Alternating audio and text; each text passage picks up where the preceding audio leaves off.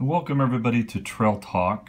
This is my leg 14 in my 2016 through hike attempt.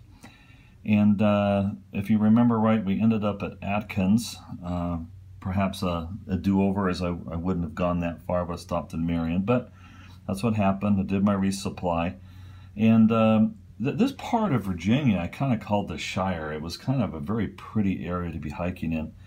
And once you leave Atkins there by the barn, you're going to cross under I-81, okay, here, and you're going to have a very, very nice walk. Going to come up to, matter of fact, let me show you kind of a picture of what this looks like here. It's just very, very pretty.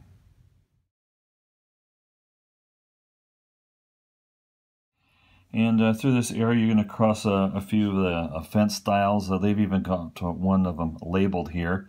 And this is kind of very typical of some of the things you'll be crossing.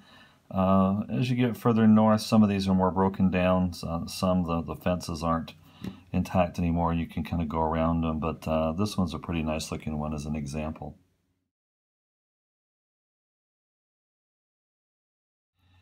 Okay, as you we're going to start getting a climb, and it's not going to be a very aggressive climb if I remember right. It's actually very pretty as we start back up. You know, it's relatively nice, and you're going to come up to Little Brushy Mountain, and later on we're going to hit Brushy Mountain itself, which is at the 600-mile mark on the AT Nobo. And this area was just really, really pretty. Let me show you, I guess, some of the views of hiking through this area and just how pretty it is and how much like the Shire it is.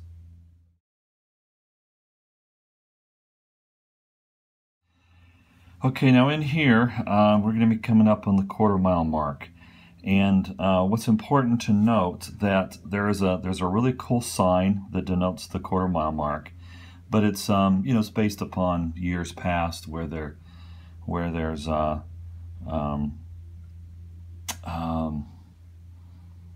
know, it was done historically, and there's been changes to the length of the trail.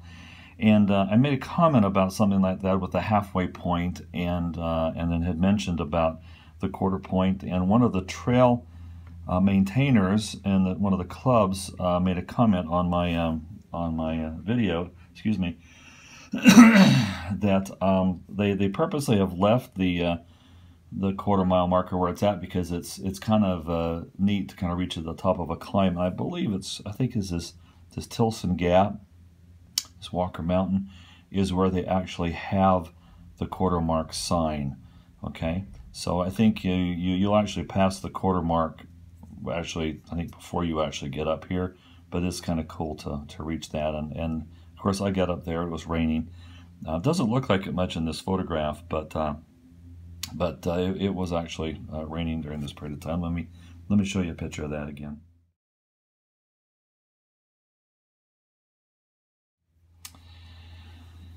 Okay, so you know, somewhere down around here in 2016, there was a sign that said there was a new hostel, and they'll pick you up here, and they give a time in the evening and a drop off in the morning, and I think down here again, maybe here, another time and a possible drop off.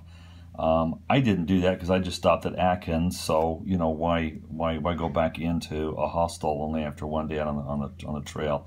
Those who did were rewarded with a very inexpensive, I remember it's like $15 or $20 for the night, and they included a steak dinner that the guy cooked grilled up for him. So I kind of felt cheated a little bit, but that was okay. But anyway, there is a new hostel that accesses this part of the trail here. I stayed here down by this creek.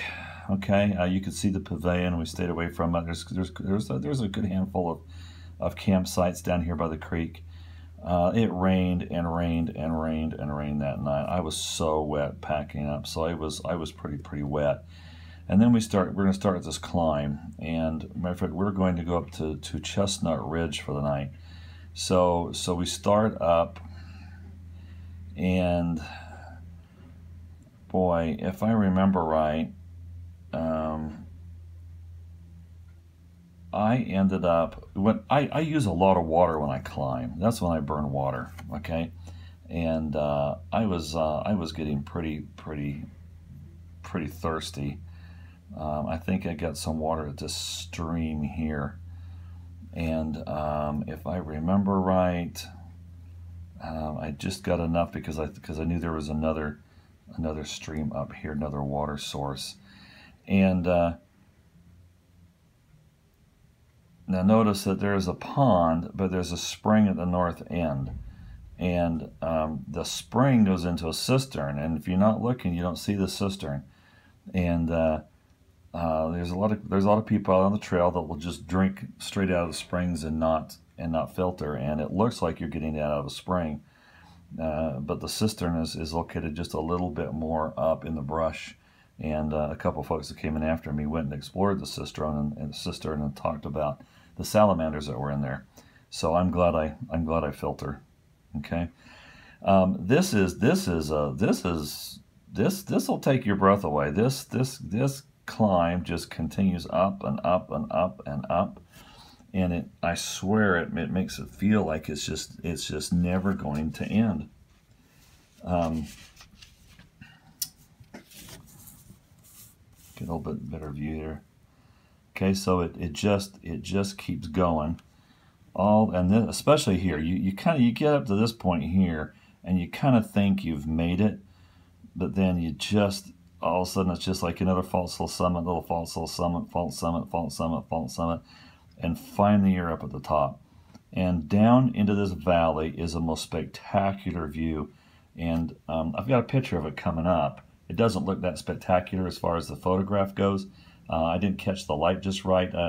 In my video of that day, I think I did capture the beauty of that, looking down upon this beautiful Virginia valley down there. It was just spectacular.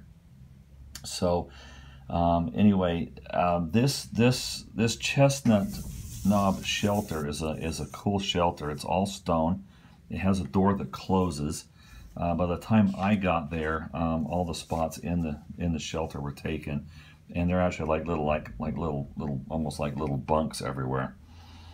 The fog came in that night, pretty heavy. Matter of fact, everything got wet. So when I got there, I set up my tent without the rain fly on. Put the rain fly up on a tree branch to try and get it dried out. Managed to get my tent about dry by the time it was time to go to bed. And then the fog came rolling in, and just everything got soaked again. I've got about four photographs here. I'll show you kind of some of the views from there, the view down to the valley, the shelter itself, and then a view of the fog that came in, and the fire that they had going. At this point in time, there's still people who are relying upon fires to cook as they're hiking on the AT.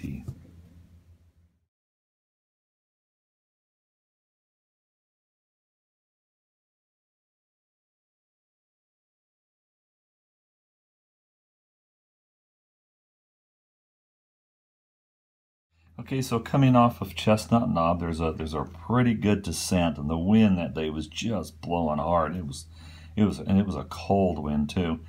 When you stopped, you definitely had to put like a rain jacket on to stay warm, and then so basically you're going from one higher ridge line to another ridge line, and so you kind of come down, you come back up again on that ridge line, and then you get this long ridge line walk. And of course, I probably complained, if I remember right, about all the rocks, but had no idea what rocks really were until you get to Pennsylvania and New York. So looking back on it, this should have been a very, very nice, easy walk through this area here. Never did go down here to get to see what this was, since it was a half mile hike. But you might notice that, let's see, water.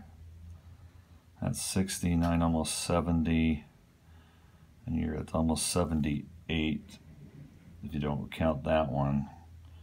You're 8.7 miles without any water. See, these are some of the things in Virginia you got to start watching and paying attention to as they put you up on the ridge lines. Okay. Ended up. Let me show you what this view looked like as you look through the trees here, because now you're going to be looking down on that valley that you could see up here at Chestnut Knob.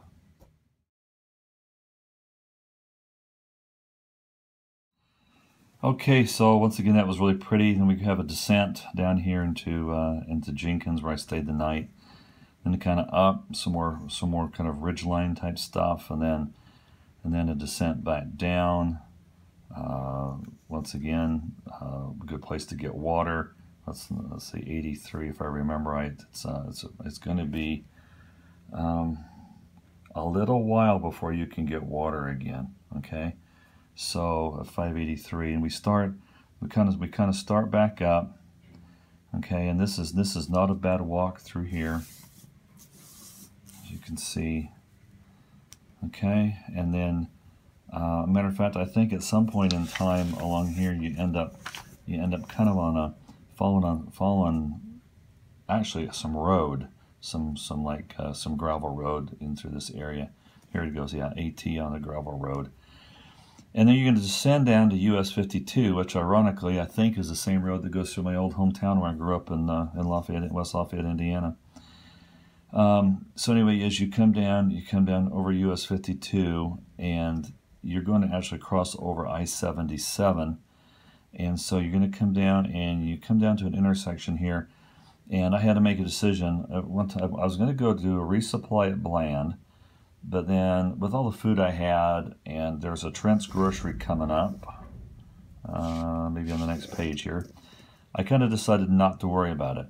Now, there's some folks that went in to Bland, and they had a good resupply there, they reported. It was an easy hitch, okay? They had that road intersection. They didn't have to wait for long at all, and they were able to get a ride into town and a ride back.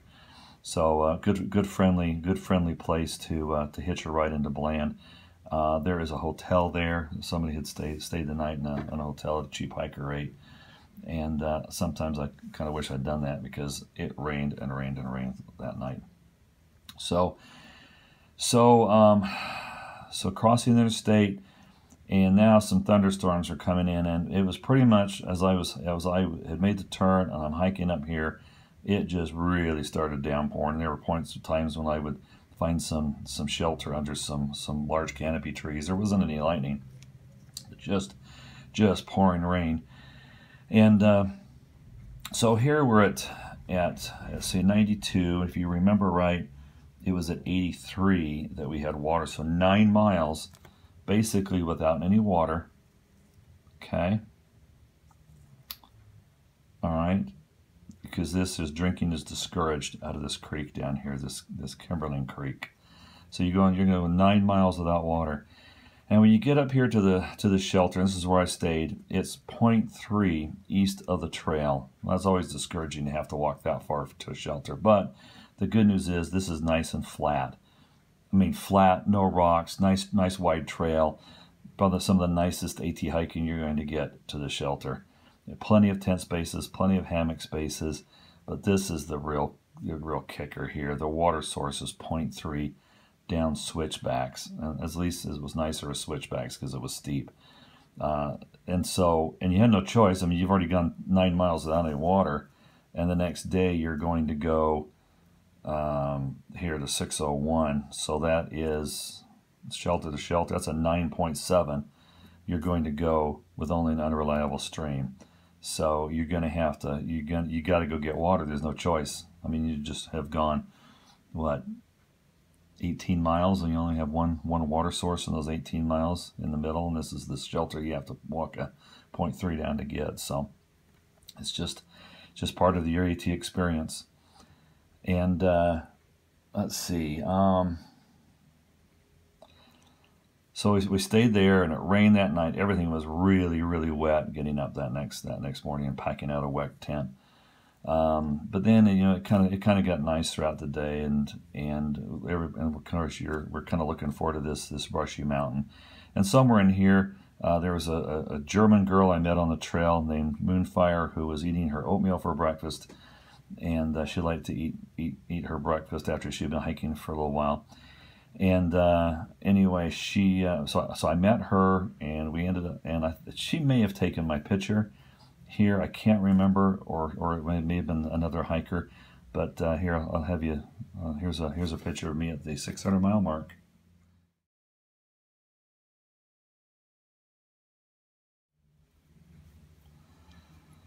Okay, so let's see. So the 600-mile mark here, and we kind of start down. My goal was to get down to a place called Trents Grocery for the night, and that was definitely very doable.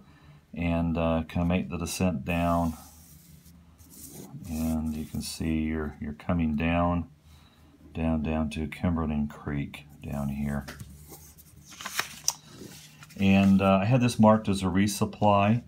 For me, it's 2 more days to get into Parisburg, but I knew I wanted to stop at a place called Woods Hole because I'd heard a really good thing about their dinner and their breakfast. So those are 2 meals I didn't have to worry about. So for me, going to Trents Grocery was, I think, getting a spare, dinner and some snacks. But what was really nice is we got to the suspension bridge here and set up camp. I think Burnsaw, Fire Feet, Moonfire, and me all camped here by the suspension bridge, and then we walked down to Trents Grocery and had a great hamburger, and they have a little grill. It's basically the gas station. Went down to the gas station. They have a grill inside there, and we had had a great, really good cheeseburger and some French fries, and then picked up some little bag of extra food to take back. So, can you do a full resupply here? I would use it as a supplemental resupply, but if you had to, you could probably do a full resupply. They had peanut butter, but no peanut butter with honey in it, for example, which I don't, and if I remember right, they were all wiped out. Their bread was all gone and their tortillas were gone that day. So some of it was just timing. But all right, then coming out of Trents Groceries, you come up and let me show you a picture of the suspension bridge.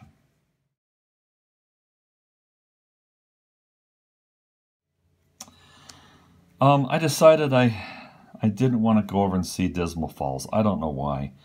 I think because I'd seen it on so many other people's videos, I decided I don't want to go 0.3 over. But then everybody else started talking about it, and I was kind of like disappointed in myself that I'd taught myself out of not going over there. From here, you can see that it was actually not a bad walk at all. This is a lot of stream crossings, very, very nice walk. Okay. Then you're going to start up a little bit. I understand that this Wapiti shelter is, I think, one of the places where, I guess, in Unsolved Mysteries or something like that, anyways, a couple of people were murdered, like, I don't know, in the 60s or something like that on the AT. Anyway, people talk about it as you come by it, that, oh yeah, that's the shelter where some hikers got murdered or something. Anyway, so from there you start up this climb, and I remember it just seemed like it went on forever. And once again, my goal was to get down to Woods Hole. I really wanted to be down there for dinner time, and so I started. So I was, and then there was a lot of this Triple Tail. This is rough terrain through here. It just beats you up. Okay, so you have to watch out here. There is some warnings about some trail crossings here that might get you kind of confused. And it was just, so you get down here to the road, and then to get down to Woods Hole, you do have to hike down an access road, graveled access road, about a half a mile.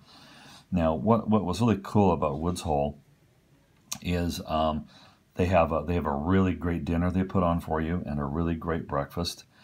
I think the bunks are $25. What's cool about the meals is all of the food is raised there on their farm. And if they don't have what they need, then they go out to other farms that have raised the food. They don't buy anything really in the grocery stores. Okay, so everything's done there on site. You can order some homemade bread to take with you the next day, along with, you can buy some cheese from them to take with you the next day. You can get a fruit smoothie that night when you get there.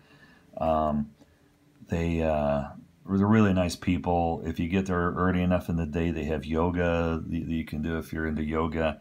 A massage. Both of them are masseuses, and some people didn't like it because it freaked them out a little bit. That they felt they felt a little cultish or hippie-ish, I guess, because before dinner everybody stood around the table, held hands, and they went around, and each person got to say one thing they were thankful for. Okay, that kind of stuff does not freak me out. If that freaks you out, then you might feel uncomfortable. Then hey, don't go down there. But it's a really cool place. It's an old log home that's been restored. Let me show you a picture here. The first picture is going to be the main house, and then I'll show you a picture of the bunkhouse where the hostel, basically where the hostel bunks were. You can stay in the main house. In fact, I did. I misunderstood when they said they don't take reservations for the bunkhouse. I thought that meant they were out of rooms in the bunkhouse, so I paid about $45 for a room in the main house.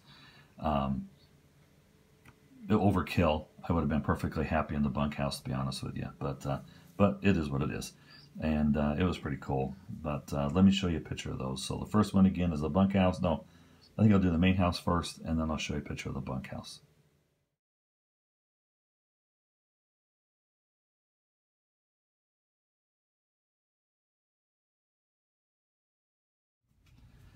Okay, really enjoyed the meals there, and really enjoyed the breakfast that next day especially.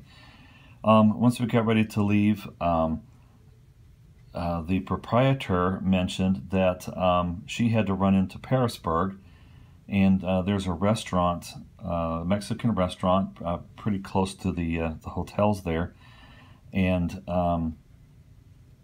offered to, for no fee, let us do a slack pack. So Moonfire decided she would take her pack, and then we just traded off now and then, carrying it for some water. And she took our packs in. Yeah, the lady took our packs in and dropped them off at the Mexican restaurant. And so Moonfire and I, we did a slack pack this day from Woods Hole into Parisburg. And it was one of those just beautiful days. It was great to be able to just, I mean, she was from Dresden, which is in the old East Germany, and I was over in Germany stationed there when the wall came down, and it was kind of neat to talk, and she was able to share some of her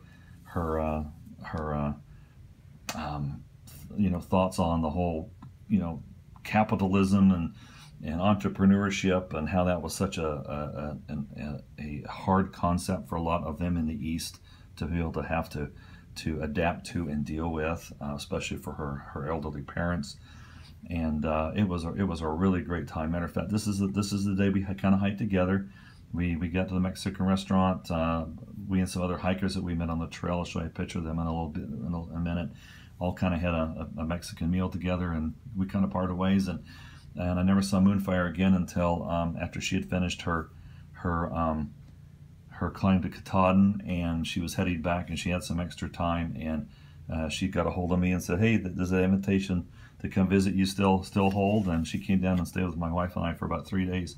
So, I mean, you just never know. You meet somebody on the trail for one day, and you become good friends, and we email occasionally. And like I said, she came down here and stayed with us for about 3 days and enjoyed some of the Florida Gulf Coast.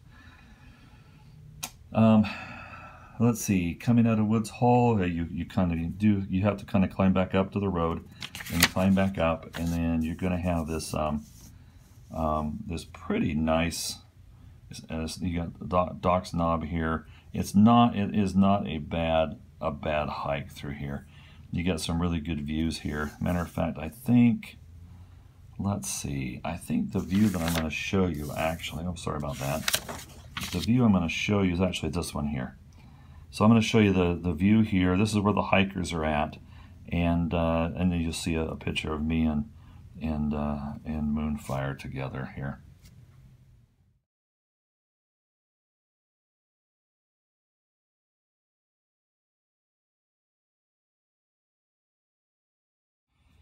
Okay, let's see. Coming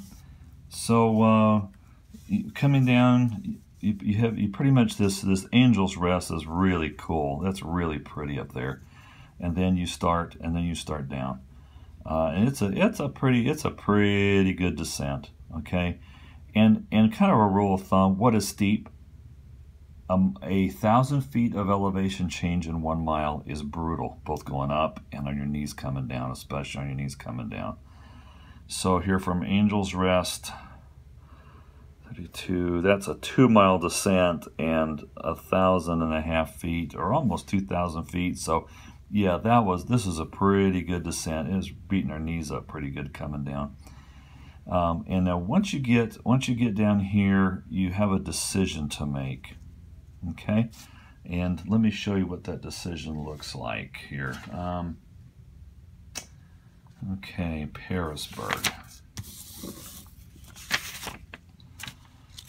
Okay, so the AT comes down, and they told us when you get down, you cross your first road, you're going to take this road, and it takes you right down to Main Street.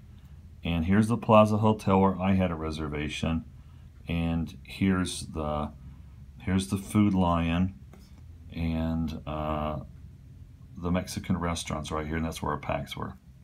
So our packs were right across the hotel. Moonfire decided she wanted to stay at the Hostel, which I don't think I've got it highlighted, but it was in town. Yeah, the Holy Family Hostel. She wanted to come down here and stay. She was able to get a ride down there. At the time that she was there, they had a problem with people coming in and stealing packs. So that was kind of the word on the trail is be careful at the Hostel, because the people were stealing packs. So I stayed here. I had and this of course where you send your winter gear home. So I went ahead and took a day off. I took a 0 here at the hotel, and that next day did my grocery run. Went down to the post office and mailed some of my winter gear home, minus my quilt. I went ahead and kept my overquilt because there were still some pretty cool nights that were happening, and I wasn't quite confident about giving up my quilt yet. So I kept my quilt, sent a lot of my winter sleeping gear home, and kind of really lightened up my pack a lot, which I think my big zip water bladder I sent home at that period of time, and just went to water bottles. And I've never gone back to I'm back to bladders, and probably won't. But your decision is here when it's time to leave. You can catch a ride here back up to the trailhead. Okay, if you're a purist, you're going to make the hardest walk of your life, walking all the way back. This is uphill, all the way uphill to stop, and then go downhill back down to the road.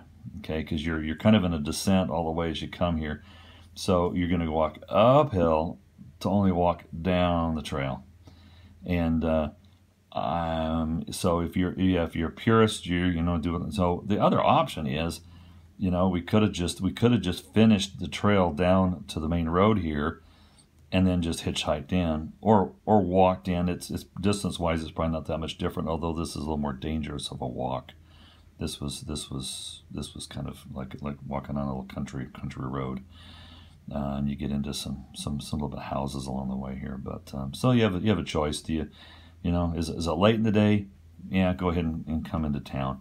Is it still early in the afternoon? Yeah, go ahead and walk down here to the trailhead and catch a ride back. Okay. All right. So that was my my Lake 14. That takes you into Parisburg. This is a big psychological goal to meet. You've got over 600 miles. Parisburg is where you send your winter gear home. You're making your commitment now to hike that next section through Virginia. The next big town you're going to come to is going to be Waynesboro. Quite a while up the trail before you get into Shenandoahs, but you got a lot of beautiful country at this point in time to hike through. And all right, until next time, take care, everybody. Bye.